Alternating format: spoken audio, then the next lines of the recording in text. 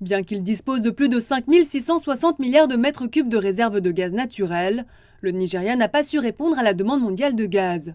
Les experts pointent du doigt la faiblesse des infrastructures, le torchage généralisé du gaz et l'incohérence des politiques gouvernementales qui ont empêché le pays de répondre aux demandes d'exportation en 2022.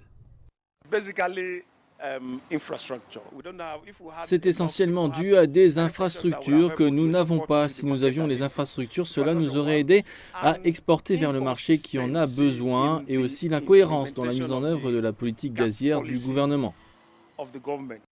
Nous brûlons suffisamment de gaz en Afrique pour alimenter le continent en électricité. C'est une déclaration forte car cela signifie que nous perdons de la valeur. Nous sommes aux prises avec la pauvreté énergétique, mais nous perdons de la valeur dans le gaz.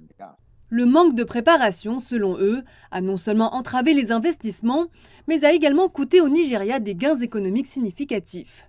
Sans se laisser décourager par ses erreurs passées, le Nigeria se prépare à la rédemption. Alors que l'Europe s'intéresse de près à ses réserves de gaz, le pays prend des mesures stratégiques pour accroître sa capacité d'exportation. Nous devons avoir accès à une connaissance approfondie de ce marché et quand nous aurons cela en place, cela signifie que nous avons la bonne expertise, la bonne main-d'œuvre et que nous pouvons alors avoir les bonnes ressources pour faire bouger ce gaz.